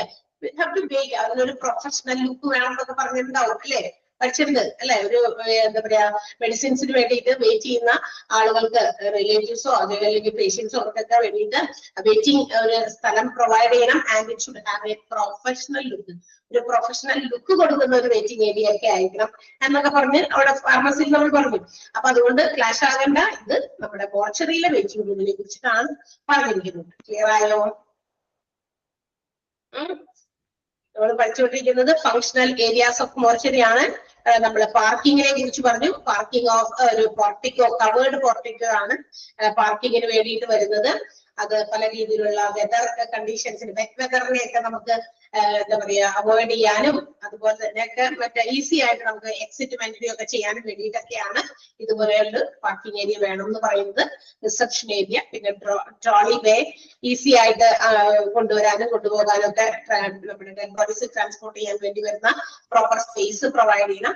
പിന്നെ waiting area. Next one storage area. ഇനി അടുത്തത് എന്താ? Storage area means storage chamber. അതെന്ന് പറയുന്നത് നമ്മളുടെ എന്താ പറയാ മോർച്ചറിയില് എന്താ പറയാ ഈ എന്താ നമ്മുടെ കൂളായിട്ട് ഡെഡ് ബോഡീസിനൊക്കെ പല രീതിയിൽ നമുക്ക് സ്റ്റോർ ചെയ്യേണ്ടി വരും. എന്ന് വെച്ചിട്ടുണ്ടെങ്കിൽ നമുക്കറിയാം ഈ ഡെഡ് ബോഡീസ് ഇത്ര ദിവസത്തേക്കൊക്കെ എന്തെങ്കിലും പ്രത്യേക ആവശ്യങ്ങൾക്കാണ് നമ്മൾ സ്റ്റോർ ചെയ്ത് വെക്കുന്നത്. After that it to be decayed. തീർച്ചയായിട്ടും അത് കഴിഞ്ഞതിന് ശേഷം അത് അഴുകണം തീർച്ചയായിട്ടും അല്ലെ? അല്ലാതെ ഇങ്ങനെ ഇരുന്ന കാര്യമില്ലല്ലോ. അപ്പൊ ഡെഡ് ബോഡീസ് അത് അഴുകിയാലാണ് അത് ഇല്ലാതായി പോകുള്ളൂ. അപ്പൊ പിന്നീട് അവർക്ക് അത് മാറ്റേണ്ടി വരും. അപ്പൊ ആ ഒരു പർട്ടിക്കുലർ സമയത്തേക്ക് പല രീതിയിലും പല കാര്യങ്ങൾക്കും പല ദിവസങ്ങൾക്കും ചിലപ്പോൾ എക്സ്റ്റെൻഡ് ചെയ്യേണ്ടി വരും കുറച്ച് ദിവസമൊക്കെ. അപ്പൊ ആ രീതിയിലൊക്കെ നമുക്ക് എന്താ പറയാ ഈ ഡെഡ് ബോഡീസ് സ്റ്റോർ ചെയ്യണം. ആ സ്റ്റോർ ചെയ്യുന്ന ആ ചേംബേഴ്സ് അതിനെയാണ് സ്റ്റോറേജ് ചേംബർ എന്ന് വിളിക്കാം. അത് തന്നെ മോർച്ചറിയിലെ കോൾഡ് ചേംബേഴ്സ് തരം തിരിച്ചിട്ടുണ്ട്. പോസിറ്റീവ് ടെമ്പറേച്ചർ കോൾഡ് ചേംബറും അതുപോലെ തന്നെ നെഗറ്റീവ് ടെമ്പറേച്ചർ എന്ന് പറയുന്ന ചേംബറും കേട്ടോ. സ്റ്റോറേജിന് വേണ്ടിയിട്ട് പ്രത്യേകം ഉണ്ട്. പോസിറ്റീവ് ടെമ്പറേച്ചറിലുള്ളതും നെഗറ്റീവ് ടെമ്പറേച്ചറിലുള്ളതും. പോസിറ്റീവ് ടെമ്പറേച്ചർ എന്തായിരിക്കും? ഏറ്റവും ലീസ്റ്റ് ആയിട്ടുള്ള പോസിറ്റീവ് ടെമ്പറേച്ചറിൽ ഡെഡ് ബോഡീസ് കീപ്പ് ചെയ്യുന്നത്. അത് എന്ന് വെച്ചാൽ കുറച്ച് അധികം നാളത്തേക്കില്ല, കുറച്ച് സെവറൽ വീക്സ്, ചിലപ്പോൾ കുറച്ച് ആഴ്ചകൾ മാത്രം നമുക്ക് പ്രിസർവ് ചെയ്യേണ്ടി വരുന്ന ആ ഒരു ഡെഡ് ബോഡീസ് ആണെങ്കിൽ അത്രയധികം ഡീപ്പ് ഇങ്ങനെ ഫ്രീസിങ് പോലെയൊന്നും ആവശ്യമില്ല. നെഗറ്റീവ് ടെമ്പറേച്ചറിലേക്കൊന്നും പോകേണ്ട ആവശ്യമില്ല. നെഗറ്റീവ് ടെമ്പറേച്ചർ എന്ന് പറഞ്ഞാൽ അറിയാലോ, നമ്മുടെ 0 ഡിഗ്രി സെൽഷ്യസിൽ നിന്ന് മുകളിലേക്ക് 1, 2, 3 അങ്ങോട്ട് പോകുമ്പോൾ എന്താ പറയുക, പോസിറ്റീവ് ഡിഗ്രികളാണ് അല്ലെ, പോസിറ്റീവ് ആണ് ടെമ്പറേച്ചർ. താഴേക്ക് -1, -2ലേക്കൊക്കെ പോകാന്ന് പറഞ്ഞു കഴിഞ്ഞാൽ ചില ടൈംസിൽ നമുക്കറിയാം നോർത്ത് ഇന്ത്യയിലൊക്കെ നെഗറ്റീവ് ടെമ്പറേച്ചറിൽ പോകുക എന്നുള്ള വാർത്തകളൊക്കെ കേട്ടിട്ടുണ്ടായിരിക്കും അല്ലെ. ഇല്ലേ, ഡിസംബർ മാസത്തിലൊക്കെ ഭയങ്കര, അതായത് സൂര്യനെ ആഴ്ചകളോളം പുറത്ത് കാണില്ല, ആളുകളും അധികം ആഴ്ചകളോളം പുറത്തിറങ്ങില്ല. ബിക്കോസ് അവരുടെ തൊട്ട് മുന്നിൽ ഒരു 1 ഹാൻഡ് ഡിസ്റ്റൻസിൽ നിൽക്കുന്ന ആളുകളെ പോലും വിസിബിൾ ആകില്ല, ഭയങ്കര ഫോഗൊക്കെ നടന്നിട്ട് തൊട്ട് മുന്നിൽ പോലും ആളുകൾ നിന്നാ അറിയില്ല. ദാറ്റ് മീൻസ് സൂര്യനൊക്കെ പുറത്തേക്ക് വരാതെ ഇങ്ങനെ ഇരിക്കുന്ന സമയം നെഗറ്റീവ് ഡിഗ്രിയിലേക്കൊക്കെ പോകും ടെമ്പറേച്ചറിലേക്കൊക്കെ. ദാറ്റ് മീൻസ് അവിടെ ഭയങ്കരമായിട്ടുള്ള കൂൾ അറ്റ്മോസ്ഫിയർ ആയിരിക്കും. ആ ഒരു ഡിസംബർ, ജനുവരി, നവംബർ ഒക്കെ തുടങ്ങി ഏകദേശം അല്ലെ. നമ്മുടെ നാട്ടിലൊന്നും അങ്ങനെയില്ല, നോർത്ത് ഇന്ത്യയിലൊക്കെയാണ് അത് കൂടുതൽ ഉണ്ടാകുക. അപ്പോ ആ ഒരു ടെമ്പറേച്ചറിലും നമ്മൾ സൂക്ഷിക്കുന്ന ഡെഡ് ബോഡീസ് ഉണ്ട്. Bodies which are kept between 2 degree Celsius and 4 degree Celsius. അതൊക്കെയാണ് പോസിറ്റീവ് ടെമ്പറേച്ചർ എന്ന് പറയുക. ഇത് കുറച്ച് എന്താ പറയാ വീക്സ്, ചില ആഴ്ചകൾ വരെയൊക്കെ നമുക്ക് സ്റ്റോർ ചെയ്ത് വെക്കേണ്ടി വരുന്നതാണ്. ഇത് എന്താ പറയാ നമ്മളുടെ ഡീക്കേനെ തടയുന്നില്ല. It does not prevent decay. Decay ചെയ്യാന്ന് പറഞ്ഞാൽ നമ്മൾക്കറിയാലോ, ഒരു ബോഡി മരിച്ച ഒരു body have to be decayed. തീർച്ചയായിട്ടും അത് അഴുകണം. അത് ചെറിയ നമ്മുടെ റൂം ടെമ്പറേച്ചറിലൊക്കെ ആണെങ്കിൽ എന്താ പറയാ പെട്ടെന്ന് അഴുകാൻ തുടങ്ങും. വെറുതെ നമ്മൾ കൊണ്ടൊരു നമ്മളുടെ സാധാ അറ്റ്മോസ്ഫിയർ ടെമ്പറേച്ചറിൽ വെക്കുകയാണെങ്കിൽ അതിങ്ങനെ പെട്ടെന്ന് അഴുകാൻ തുടങ്ങും. പക്ഷെ ആ ഒരു ഡീക്കേയിങ്ങിനെ ഒന്ന് സ്ലോവർ ആക്കുക, ഒന്ന് കുറയ്ക്കുക. അങ്ങനെ പെട്ടെന്ന് അഴുകാൻ പാടില്ല. കാരണം ഇത് ഡീക്കേ ചെയ്തുകൊണ്ടിരുന്ന ഇതിൽ എന്താ പറയാ പ്രൊഡ്യൂസ് സം സ്മെൽ അല്ലെ. നമുക്കറിയാം അതിന് മോശമായിട്ടുള്ള ചില ഓർഡർ, എന്താ പറയാ ഒരു മോശം സ്മെല്ലൊക്കെ പുറത്തേക്ക് വരും. അപ്പൊ അത് ഉണ്ടാക്കുന്നത് ഒരു പരിധി വരെയൊക്കെ കുറയ്ക്കാൻ, ആ ഒരു ഡീക്കേയിങ് കുറയ്ക്കാൻ വേണ്ടിയിട്ടാണ് ഈ ഒരു ലോ ടെമ്പറേച്ചറിൽ എന്ത് ചെയ്യുക ബോഡീസ് കീപ്പ് ചെയ്യുന്നത്. 2 degree Celsius to 4 degree Celsius. അതാണ് പോസിറ്റീവ് ടെമ്പറേച്ചറിന്റെ പ്രത്യേകത. ക്ലിയർ ആയോ ആ 2 പോയിന്റ്? ഇങ്ങനെയുള്ള സ്റ്റോറേജ് ചെയ്യുക കേട്ടോ. അപ്പൊ പോസിറ്റീവ് ടെമ്പറേച്ചർ എന്ന് പറയുന്നത് ബോഡീസ് കെപ്റ്റ് എന്ന് പറയുന്ന അതും അതിന്റെ തൊട്ടടുത്ത സെന്റൻസും രണ്ടും അണ്ടർലൈൻ ചെയ്തോളൂ കേട്ടോ.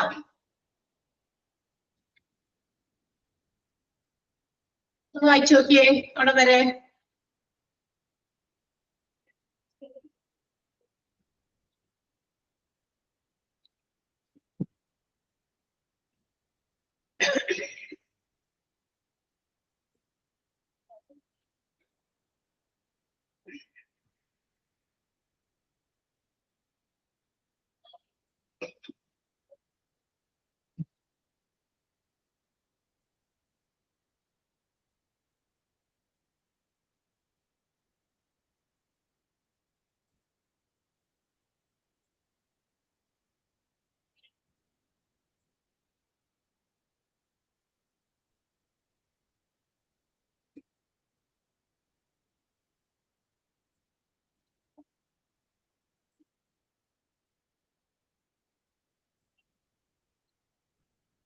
വായിച്ചോ?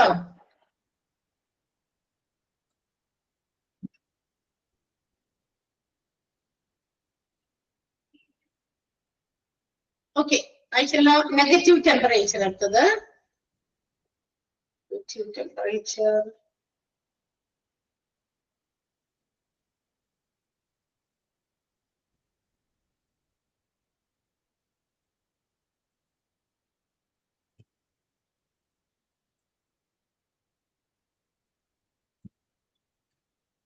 ഓക്കെ. നെഗറ്റീവ് ടെമ്പറേച്ചർ അപ്പൊ എന്തിനായിരിക്കും? നെഗറ്റീവ് എന്ന് പറയുമ്പോൾ കുറച്ചുകൂടി ഡീപ്പ് ഫ്രീസിങ് ആവശ്യമുള്ള ഒരു സ്റ്റോറേജ് ആണ്. ബിക്കോസ് അത്തരം ഡെഡ് ബോഡീസ് കുറച്ചുകൂടി ചിലപ്പോൾ ഐഡന്റിഫിക്കേഷൻ പർപ്പസിനോ ഫോറൻസിക് പർപ്പസിനോ വേണ്ടി കുറച്ചുകൂടി കൂടുതൽ ദിവസമൊക്കെ സ്റ്റോർ ചെയ്യേണ്ടി വരും അല്ലെ.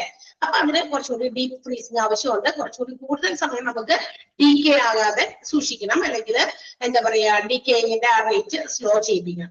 അതിന് വേണ്ടിയിട്ട് -15°C to -25°C എന്നാണ് പറഞ്ഞിരിക്കുന്നത്. 2 നെഗറ്റീവ് ആണ് കേട്ടോ. അത് ഫോറൻസിക് ഇൻസ്റ്റിറ്റ്യൂട്ടുകൾ അതുപോലെ തന്നെ bodies which have to be identification പർപ്പസിനൊക്കെ വേണ്ടിയിട്ട് കൂടുതലും അങ്ങനെയുള്ള സാഹചര്യത്തിലാണ് ഇത്തരം ഒരു നെഗറ്റീവ് ടെമ്പറേച്ചർ കോൾഡ് ചേമ്പറിൽ സൂക്ഷിക്കുന്നത്. അതേസമയം അത്തരം ഇതിനകത്ത് വയ്ക്കുമ്പോൾ എന്താ പറ്റുക പറയുന്നത് ഡീകേയിങ് ഒട്ടും തന്നെ നടക്കില്ല. കാരണം ഡീപ്പ് ഫ്രീസിംഗ് അല്ലേ. സോ ഡീകേയിങ് നമുക്ക് സ്റ്റോപ്പ് ചെയ്യാൻ, അതായത് കംപ്ലീറ്റ്ലി നമുക്ക് ഡെഡ് ബോഡിനെ ഫ്രോസൺ ചെയ്യിപ്പിക്കാൻ വേണ്ടിയിട്ടാണ് ഈ ഒരു രീതിയിലുള്ള കോൾഡ് ചേമ്പർ ഉപയോഗിക്കുന്നത്. ക്ലിയർ ആയോ? ഇപ്പൊ രണ്ടും തമ്മിൽ വ്യത്യാസമുണ്ട്. മറ്റേത് എന്താണ് അധിക ദിവസം നമുക്ക് സൂക്ഷിക്കണ്ട അല്ലെ, 4 വീക്സ്, അത് കുറച്ച് വീക്സ് മാത്രം നമുക്ക് ഡീകേ ഒന്ന് പതുക്കെ ആക്കണം.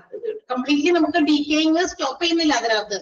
കാരണം അവിടെ പോസിറ്റീവ് ടെമ്പറേച്ചർ ആണ്. 2°C മുതൽ 4°C വരെ നമ്മളിങ്ങനെ സാധാരണ അറ്റ്മോസ്ഫിയറിക് ടെമ്പറേച്ചറിൽ നിന്ന് കുറച്ചുകൂടി എന്ത് ചെയ്യും മാറ്റുന്നു. കാരണം സാധാരണ അറ്റ്മോസ്ഫിയറിക് ടെമ്പറേച്ചർ ആണെങ്കിൽ ഡെഡ് ബോഡീസ് പെട്ടെന്ന് ഡീകേ ആകും അല്ലെ. അവിടുത്തെ അറ്റ്മോസ്ഫിയറിക് കണ്ടീഷൻസ് എല്ലാം കൂടി ആ ഒരു ഡെഡ് ബോഡീസിൽ പ്രവർത്തിച്ച് അതിനെ ഡീകേ ചെയ്തുകൊണ്ടിരിക്കും. പക്ഷെ അതിനെ ഒന്ന് സ്ലോ ചെയ്യിപ്പിക്കാൻ വേണ്ടിയിട്ടാണ് ഈ ഒരു പോസിറ്റീവ് 2°C to 4°C ടെമ്പറേച്ചറിൽ കീപ്പ് ചെയ്യുന്നത്. ഡീകേയിങ് നടക്കുന്നുണ്ട്, പക്ഷെ സ്ലോയിങ് പ്രോസസ് ആണ്, വളരെ പതുക്കെ നടക്കുള്ളൂ. അതേസമയം നെഗറ്റീവ് ടെമ്പറേച്ചറിൽ കൂടുതൽ ഫ്രോസൺ രീതിയിലേക്ക് നമുക്ക് ബോഡിയെ കൊണ്ടുവരണം.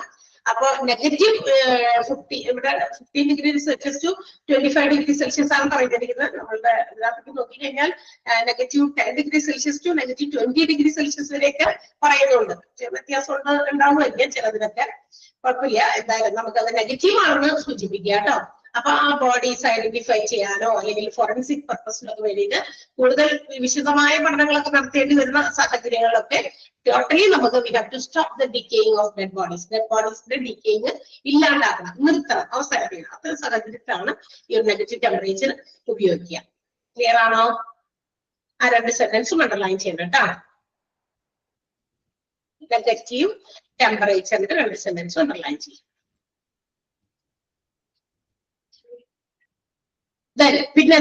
പിന്നെന്താ വേണ്ടത്? ശരിക്ക് മറ്റൊരു ഫങ്ഷണൽ ഏരിയ പോസ്റ്റ്മോർട്ടം റൂമാണ്. പോസ്റ്റ്മോർട്ടം ചെയ്യേണ്ട റൂമാണ്.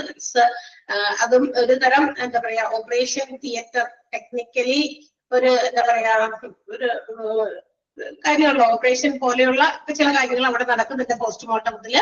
പക്ഷെ വ്യത്യാസമുണ്ട്. നമുക്കറിയാം ഇത് അവർ പറയുന്ന ഒരു ജസ്റ്റ് ഒരു വ്യത്യാസം കേട്ടുകഴിഞ്ഞാൽ നമുക്കത് എത്രത്തോളം ഇതാവുമെന്ന് എനിക്കറിയില്ല. ഒരു major difference between operation theatre and mortuary എന്ന് പറഞ്ഞിട്ട് അവർ പറയുന്നതാണ്. ഓപ്പറേഷൻ തിയേറ്ററിൽ നമ്മൾ ഏറ്റവും കൂടുതൽ we have to give most important care to avoid outside infection which enters inside. പുറത്തു നിന്ന് ഇൻഫെക്ഷൻസ് ഒന്നും അകത്തേക്ക് കയറാതെ തടയുന്ന ഒരു സ്ഥലം അല്ലെ. അങ്ങനെയുള്ള കെയറിങ് നമ്മൾ കൊടുക്കണം. വെച്ചാൽ ഒരു ഓപ്പറേഷൻ തിയേറ്ററിനകത്ത് ഓപ്പറേഷൻസ് നടന്നുകൊണ്ടിരിക്കുകയാണ്.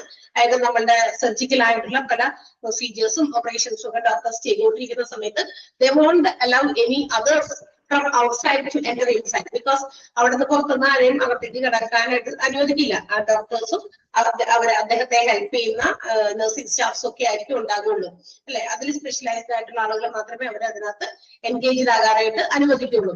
പുറത്തുനിന്ന് ആരെയും കേട്ടില്ല. ബിക്കോസ് ഇതെന്തിനു വേണ്ടിയിട്ടാണ്? Because to avoid infections. പുറത്തുള്ള പല ഇൻഫെക്ഷൻസും ഇങ്ങോട്ട് കടക്കാതിരിക്കാനാണ്. കാരണം ഇതൊരു ഓപ്പറേഷനാണ്. ഓപ്പറേഷൻ ചെയ്തുകൊണ്ടിരിക്കുമ്പോൾ പെട്ടെന്ന് ആളുകളിലേക്ക് ആ പേഷ്യൻസിലേക്ക് രോഗാണുക്കൾ പല രീതിയിലും ബോഡിക്കകത്ത് പ്രവേശിക്കാൻ ചാൻസ് കൂടുതലാണ്. സോ ടു അവോയ്ഡ്, അത് അവോയ്ഡ് ചെയ്യാൻ വേണ്ടിയിട്ടാണ്. ഇനി മോർച്ചറിയുടെ പ്രത്യേകത എന്ന് പറയുന്നത് അവർ പറയുന്ന ഒരു ഇതുപോലെ പറയുന്നതാണ്, to make sure that inside infection does not spread outside. അതാണ് ഓപ്പറേഷൻ തിയേറ്ററും മോർച്ചറിയും തമ്മിലുള്ള വ്യത്യാസം എന്ന് പറയുന്നത്. അകത്തുള്ള ഇൻഫെക്ഷൻസ് ഒന്നും പുറത്തേക്ക് സ്പ്രെഡ് ചെയ്യാതിരിക്കാനാണ് എന്താ പറയാ മോർച്ചറിയില് നമ്മൾ ശ്രദ്ധിക്കേണ്ട കാര്യങ്ങൾ. അപ്പൊ ഓപ്പറേഷൻ തിയേറ്ററും മോർച്ചറിയും തമ്മില് ഒരു വ്യത്യാസമുണ്ട് എന്ന് പറഞ്ഞിട്ട് അവർ പറഞ്ഞ ഒരു കാര്യമാണ്. നിങ്ങൾക്കത് വായിച്ചപ്പോ മനസ്സിലായോ? കാര്യം മനസ്സിലായോ എന്താന്ന്? ശരിക്കും പറഞ്ഞു കഴിഞ്ഞാൽ ഇത് രണ്ടും തമ്മിലുള്ള വ്യത്യാസം എന്ന് പറയുന്നത് ഓപ്പറേഷൻ തിയേറ്ററിൽ നടക്കുന്നത് എന്താ? ഒരു പേഷ്യന്റിന്, അതായത് ഒരു ലൈവ് ആയിട്ടുള്ള ഒരു പേഷ്യന്റ്, ജീവനുള്ള വ്യക്തിയെ പല കാര്യങ്ങൾക്കും ട്രീറ്റ്മെന്റിന്റെ ഭാഗമായിട്ട് നടത്തുന്ന ഒരു പ്രൊസീജിയറാണ് ഓപ്പറേഷൻ തിയേറ്ററിൽ നടക്കുക അല്ലെ. മോർച്ചറിയിലും എന്ന് പറയുന്നത് അല്ലെങ്കിൽ പോസ്റ്റ്മോർട്ടം റൂം എന്ന് പറയുന്നത്, നമ്മുടെ മോർച്ചറിക്ക് അടുത്തുള്ള പോസ്റ്റ്മോർട്ടം റൂം എന്ന് പറയുന്നത് അവിടെ മരിച്ച ഒരാളുടെ ബോഡിയെ എന്താ പറയാ പല രീതിയിലും കീറിമുറിച്ച് പല ഇൻവെസ്റ്റിഗേഷന്റെയോ മറ്റു പല കാര്യങ്ങളോ കണ്ടെത്താൻ വേണ്ടി നടത്തുന്നതാണ്. പക്ഷെ ഏകദേശം ചെറിയൊരു സാമ്യം പോലെ പറഞ്ഞിട്ട് ഡിഫറൻസ് ഇതാണെന്നാണ് പറഞ്ഞിരിക്കുന്നത്. ക്ലിയർ ആയോ? മനസ്സിലായോ ഡിഫറൻസ് എന്താന്ന്? മനസ്സിലായോ? യെസ്. അപ്പൊ അതൊന്ന് അണ്ടർലൈൻ ചെയ്തേക്ക്. പോസ്റ്റ്മോർട്ടം റൂം ഒക്കെ അതിലൊന്ന് അണ്ടർലൈൻ ചെയ്തേക്ക കേട്ടോ. ഇതും ഒരു ഫങ്ഷണൽ റൂമാണ് മോർച്ചറിയുടെ പോസ്റ്റ്മോർട്ടം റൂം.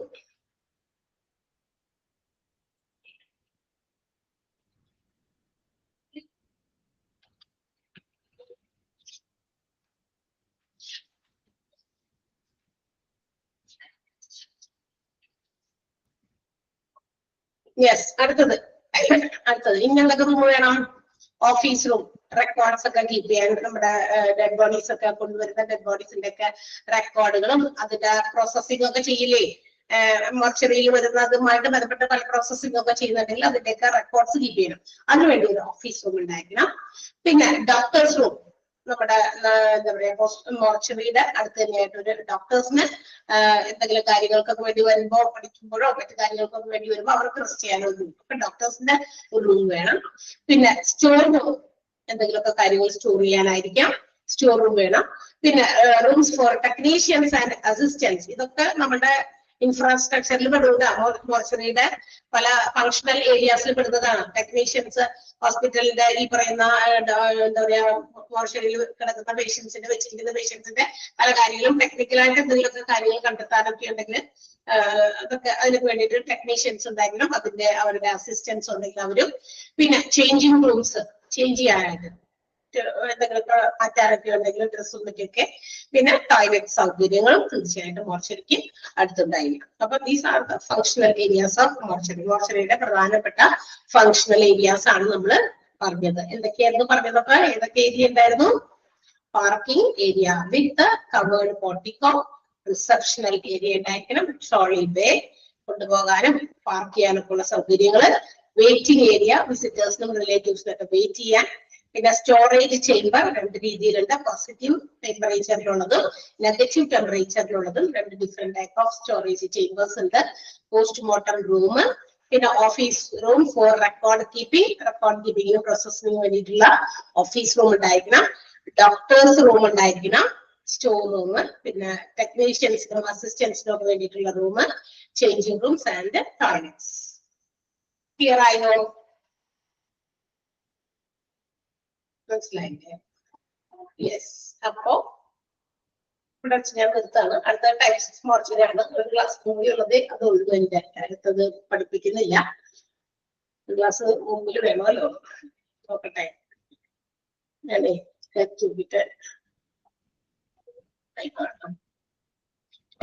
പറഞ്ഞത് രാവിലെ അല്ല, സോറി, രാവിലെ ആദ്യം പറഞ്ഞല്ലോ നിങ്ങൾ എന്നോട് മൊഡ്യൂൾ 1 എല്ലാ ചാപ്റ്റേഴ്സും തീർന്നു അല്ലെ? എല്ലാ ടീച്ചേഴ്സിന്റെയും ഫസ്റ്റ് മൊഡ്യൂൾ തീർന്നില്ലേ? നമ്മൾ കൺഫേം ചെയ്യാനാണ്. നമ്മളുടെ ചാപ്റ്റേഴ്സ് ഒന്നും മിസ്സാകാൻ പാടില്ല. ചിലപ്പോഴൊക്കെ ടീച്ചേഴ്സ് ഇങ്ങനെ നമ്മളിങ്ങനെ ഡിവൈഡ് ചെയ്ത് കൊടുത്തിരിക്കുകയാണ് ഓരോ ടീച്ചേഴ്സിന് ഇത്ര ചാപ്റ്റേഴ്സ് വീതം. അപ്പൊ ക്ലാഷ് വരാനോ ചിലപ്പോ ഒരു ചാപ്റ്റർ രണ്ടുപേര് ബൈ മിസ്റ്റേക്ക് എഴുതി കൊണ്ടുപോയാലോ ഒക്കെ അവരങ്ങനെ എടുത്തു പോകുമ്പോ ഇതെന്റെ ഭാഗത്തുള്ളതല്ല, ബൈ മിസ്റ്റേക്ക് നമ്പറൊക്കെ മാറിപ്പോയി കഴിഞ്ഞാൽ എന്തെങ്കിലും പ്രശ്നം വരും. അപ്പൊ ഏതെങ്കിലും ചാപ്റ്റർ മിസ്സാകാൻ സാധ്യതയുണ്ട്. അതുകൊണ്ടാണ് ഞാൻ ചോദിക്കുന്നത്. ഫാർമസി ഒരു ചാപ്റ്റർ എടുത്തു കൊടുക്കുന്നത് നേരത്തെ നിങ്ങൾ പറഞ്ഞല്ലോ. ഫാർമസി എടുത്തില്ലേ? ഫാർമസി കംപ്ലീറ്റ് തീർന്നു. നഴ്സിംഗ് അഡ്മിനിസ്ട്രേഷൻ അറിയോ? Nursing administration completed or not? പറയേ, കംപ്ലീറ്റ് ചെയ്യും. ഞാൻ സൗണ്ട് ഓൺ ആക്കട്ടെ, പറയാലോ. ഓക്കെ. ലബോറട്ടറി സർവീസ് കംപ്ലീറ്റഡ് ആണ്. Very good. Blood bank completed ആണ്. ഓക്കെ. നെക്സ്റ്റ് CSFD കംപ്ലീറ്റഡ് ആണ്. at radiology imaging services എടുത്തിട്ടില്ല. ചാപ്റ്റർ നമ്പർ 6 എടുത്തിട്ടില്ല. Okay. Then dietary service completed ആണ്. dialysis service കംപ്ലീറ്റഡ് ആണ്. കംപ്ലീറ്റഡ് ആണ്. hospital acquired infection കുറച്ച് എടുത്തോണ്ടിരിക്കണം. എടുത്തോണ്ടിരിക്കുന്നത്. ആ hospital acquired infection എടുത്തോണ്ടിരിക്കുന്നു. ഓക്കെ, എടുത്തോണ്ടിരിക്കുന്നുണ്ടല്ലോ. മോർച്ചറിയും എടുത്തോണ്ടിരിക്കുന്നത്. Then ambulance service എടുത്തിട്ടില്ല. എടുത്തിട്ടില്ല. എടുത്തിട്ടില്ല. ലേബർ റൂം സർവീസ് അപ്പൊ 6ഉം 11ഉം എടുത്തിട്ടില്ല കേട്ടോ. ഇപ്പൊ പറഞ്ഞതിൽ നിങ്ങൾ 6ഉം 11ഉം തൊട്ടിട്ടില്ല, ആരും എടുത്തിട്ടില്ല, ഒരു teachers. Okay. Labour room completed ആണ്. കംപ്ലീറ്റഡ് ആണ്. മാനേജ്മെന്റ് ഓഫ് സ്പില്ലേജ് വേസ്റ്റ് എടുത്തോണ്ടിരിക്കണം. എടുത്തുകൊണ്ടിരിക്കുന്നത്. ബയോമെഡിക്കൽ വേസ്റ്റ് മാനേജ്മെന്റ് കംപ്ലീറ്റഡ് ആണ്. കംപ്ലീറ്റഡ് ആണ്. മെഡിക്കൽ ടെർമിനോളജി ഇന്നിപ്പോ അശ്വതി രഞ്ജിത്ത് മിസ് എടുക്കും അല്ലെ? അതെ, മിസ്സാണ്, മിസ്സിന്റെ ടോപ്പിക്കിലാണ് അത് വന്നേക്കുന്നത്. അപ്പൊ മിസ് ഒന്ന് എടുത്ത് തുടങ്ങും. അത് ഒരു ഐ തിങ്ക് മെഡിക്കൽ ടെർമിനോളജി എന്ന് പറയുന്ന ചാപ്റ്ററേ കുറെ മെഡിക്കൽ ടേംസ് ആണ് which is used by medical department, hospital, health care organisations. ഇവരെല്ലാവരും അങ്ങോട്ടും ഇങ്ങോട്ടൊക്കെ പരസ്പരം കമ്മ്യൂണിക്കേറ്റ് ചെയ്യുമ്പോൾ ഹോസ്പിറ്റലിൽ വർക്ക് ചെയ്യുന്നവര് മീൻസ് ഒഫീഷ്യലി പല കാര്യങ്ങളും അങ്ങോട്ടും ഇങ്ങോട്ടൊക്കെ കമ്മ്യൂണിക്കേറ്റ് ചെയ്യാൻ ഉപയോഗിക്കുന്ന ഒരു ലാംഗ്വേജ് ആണ് മെഡിക്കൽ ടെർമിനോളജി എന്ന് പറയുന്നത്. അപ്പൊ അത് എങ്ങനെയൊക്കെയാണെന്ന് കുറച്ച് നമുക്കൊന്ന് അറിയാൻ വേണ്ടി മാത്രം കുറച്ച് തന്നിട്ടുണ്ട്. ഒരു 400ഓളം മെഡിക്കൽ ടേംസ് നമുക്ക് ഉണ്ട്, നമുക്ക് പഠിക്കാൻ വേണ്ടി തന്നിട്ടുണ്ട്. നമ്മളിരുന്ന് കുത്തിയിരുന്ന ഇതുകൂടെ ഇങ്ങനെ കാണാപ്പാടം പഠിക്കുന്ന വെച്ചപ്പോഴേ തന്നെ ടെൻഷനൊന്നും ആവണ്ട. ജസ്റ്റ് നമ്മൾ ഇമ്പോർട്ടന്റ് ആയത് നിങ്ങളോട് മാർക്ക് ചെയ്യാൻ പറയും. അതൊക്കെ നമ്മൾ കൂടുതൽ കോൺസെൻട്രേറ്റ് ചെയ്ത് പഠിക്കാം. പിന്നീട് പഠിച്ചൊക്കെ കഴിഞ്ഞ് നമ്മൾ എന്താ പറയാ ഹോസ്പിറ്റൽ അഡ്മിനിസ്ട്രേറ്റേഴ്സ് ഒക്കെ ആയിട്ട് ജോലിക്കൊക്കെ പോകുമ്പോൾ ഇടയ്ക്കൊക്കെ എടുത്ത് ഇത് ഒരു 10 വെച്ചിട്ടൊന്ന് റെഫർ ചെയ്ത് നോക്ക്. ഹോസ്പിറ്റൽസില് ഡോക്ടേഴ്സ് നഴ്സുമാരുമായിട്ടും അല്ലെങ്കിൽ മറ്റ് പ്രൊഫഷണൽസുമായിട്ടൊക്കെ പല കാര്യങ്ങളും അങ്ങോട്ടും ഇങ്ങോട്ടൊക്കെ സംസാരിക്കുമ്പോൾ ദേ യൂസ് ദിസ് ഡിഫറെന്റ് ടേംസ്. അവര് പല ഈ ടേംസ് ഒക്കെ ഉപയോഗിക്കുകയും അപ്പൊ നമ്മൾ അറിഞ്ഞിട്ടുണ്ട്, ഞങ്ങൾക്കും അറിയാം ഇതൊക്കെ ഇത് ഇന്നതാണെന്നൊക്കെ ഞങ്ങളും പഠിച്ചിട്ടുണ്ടെന്നൊക്കെ നമുക്കും കുറച്ച് പ്രൗഡായിട്ട് പറയാനാ അല്ലെ. അപ്പൊ അതിന് വേണ്ടിയിട്ട് നിങ്ങൾ പിന്നീട് അത് പഠിച്ചോട്ടാ മുഴുവനൊക്കെ. കുറേശ്ശെ പഠിച്ചാൽ മതി, മുഴുവനൊന്നും. പരീക്ഷയ്ക്ക് വേണ്ടിയിട്ട് നമ്മൾ ഇവിടെ മാർക്ക് ചെയ്ത് തരും. ഇത്രയൊക്കെ നിങ്ങൾ കൂടുതൽ കോൺസെൻട്രേറ്റ് ചെയ്ത് പഠിക്കാൻ വേണ്ടി ഫോർ എക്സാം. അത് എക്സാമിന് വേണ്ടി മാത്രമാണ്. നമ്മൾ പഠിക്കുന്നത് എക്സാമിന് വേണ്ടി മാത്രമല്ല എന്നുകൂടി നിങ്ങൾ ഓർത്തിരിക്കുക. നമ്മൾ പഠിക്കുന്നത് എന്തിനാണ്? പരീക്ഷ എഴുതാൻ വേണ്ടി മാത്രമാണോ പഠിക്കുന്നത്? അല്ല, നമ്മളുടെ ഒരു പേഴ്സണൽ ഡെവലപ്മെന്റ് കൂടിയാണ് ഓരോ പഠനവും. ഓരോ എന്താ പറയാ നമ്മൾ എന്ത് പുതിയത് നമ്മളുടെ ജീവിതത്തിൽ ഏറ്റെടുക്കുന്നോ അതെല്ലാം നമ്മുടെ പേഴ്സണൽ ഡെവലപ്മെന്റിന് കൂടിയാണ് അല്ലെ. നമ്മുടെ വ്യക്തിപരമായ വളർച്ച. നമ്മൾ കൂടുതൽ വിദ്യാഭ്യാസം നടക്കുമ്പോൾ നമ്മുടെ വ്യക്തിപരമായ വളർച്ചയ്ക്ക് അവിടെ വലിയ പ്രാധാന്യം ഉണ്ടെന്ന് പറഞ്ഞു അല്ലെ. അതുപോലെ തന്നെ നമ്മുടെ ബുദ്ധിപരമായ വളർച്ച, നമ്മുടെ മെന്റൽ ഡെവലപ്മെന്റ്, അങ്ങനെ ഒരുപാട് മാറ്റങ്ങൾ നമുക്ക് സ്വന്തമായിട്ട് വേണമെന്ന് ആഗ്രഹിക്കുക, അത് നമ്മൾ നേടിയെടുക്കുക. അപ്പൊ അതിന് ഈ പരീക്ഷ മാത്രമല്ല ഒന്ന് ഓർക്കുക, ഇതെല്ലാം പഠിച്ചെടുത്ത് മനസ്സിലാക്കി വെച്ചാൽ അതെനിക്ക് പിന്നീട് എപ്പോഴെങ്കിലും യൂസ്ഫുൾ ആകും എന്നുള്ള രീതിയിൽ കൂടി പഠിക്കാം കേട്ടാ. അതൊന്ന് വെറുതെ ജസ്റ്റ് ഒന്ന് പറഞ്ഞു മാത്രം. അപ്പൊ മെഡിക്കൽ ടെർമിനോളജി ഒരു 8-9 ക്ലാസ് കൊണ്ടൊക്കെയാണ് നമ്മൾ എടുത്ത് തീർക്കുന്നത്. അപ്പൊ അത്രയും എഫേർട്ട് നമ്മളത് എടുക്കുന്നുണ്ട്, പഠിക്കുന്നുണ്ട്. അപ്പൊ അതുകൊണ്ട് ആ ടീച്ചർ ഇത്ര മാർക്ക് ചെയ്യുന്നുണ്ട്, അപ്പൊ അത് മാത്രം പഠിച്ചാൽ മതി എന്നല്ലേ പരീക്ഷിക്കുന്നുള്ളൂ എന്ന് വിചാരിക്കരുതെന്നാണ് ഞാനിപ്പോ അഡ്വാൻസ് ആയിട്ട് നിങ്ങളോട് പറഞ്ഞത്. ഓക്കെ, ഇത്രയും സമയമെടുത്ത് നമ്മൾ പഠിപ്പിക്കുന്നു, നിങ്ങൾ പഠിക്കുന്നു. അതപ്പോ അത് ടീച്ചർ പറഞ്ഞു ഇത്രയും കാണാതെ പഠിച്ചാൽ മതി, പരീക്ഷയ്ക്ക് അങ്ങനെ പറയുന്നില്ല.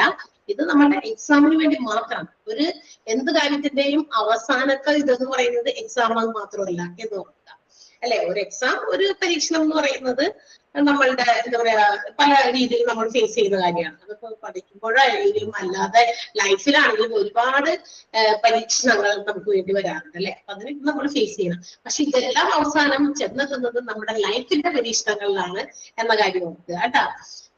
മെയിൻ എക്സാമിന്റെ കാര്യത്തിൽ നമുക്ക് പിന്നെ പറയാം. അതൊക്കെ നമ്മുടെ കംപ്ലീറ്റ് നമ്മളുടെ കോഴ്സ് കംപ്ലീറ്റ് ചെയ്യാനുള്ള ഒരു ഡ്യൂറേഷൻ നിങ്ങളോട് പറഞ്ഞിട്ടുണ്ട്. ആ ഒരു ടൈം കഴിഞ്ഞിട്ടേ ഉണ്ടാവുള്ളൂ. ഇത് ഞാൻ ഫസ്റ്റ് സെക്കൻഡ് മൊഡ്യൂൾ കഴിയുമ്പോൾ ഒരു എക്സാം ഉണ്ടല്ലോ. അപ്പൊ ഞാൻ അതൊന്ന് ചാപ്റ്റേഴ്സ് എന്താ പെൻഡിങ് ഉള്ളതെന്നൊന്ന് അറിയാൻ വേണ്ടി ജസ്റ്റ് നിങ്ങളോട് ചോദിച്ചതാണ്. അപ്പൊ ഐ തിങ്ക് നിങ്ങൾ തന്ന ഒരു ഇതില് 6th ചാപ്റ്ററും 11th ചാപ്റ്ററും ആണ് ഒട്ടുമെടുക്കാത്തത്. ബാക്കിയൊക്കെ ഗോയിങ് ആണ് അല്ലെ, എടുത്തോണ്ടിരിക്കുകയാണല്ലോ.